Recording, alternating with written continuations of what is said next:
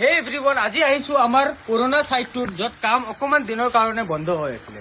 এতিয়াতো বৰ্তমান বৰষুণৰ বতৰ আৰু যিহেতু আপুনি চাই আছে আমি brick work almost 60% brick work complete কৰি দিছো আৰু বৰষুণৰ পানীৰ কাৰণে আমাৰ কিউৰিং প্ৰচেছটোও বহুত ধুনীয়া হৈ আছে।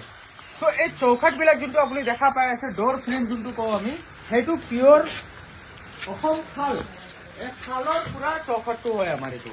সেইকাৰণে পানীত পুৰা ভিজি আছে, আজি 3-4 দিনৰ পৰা পানীত পুৰা ভিজি আছে, তথাপিও একো হোৱা নাই। সো যদি আপুনি আসাম টাইপ ঘৰে নহওক কিয়, চৌখাট বহুত ইম্পৰ্টেণ্ট ৰোল প্লে কৰে।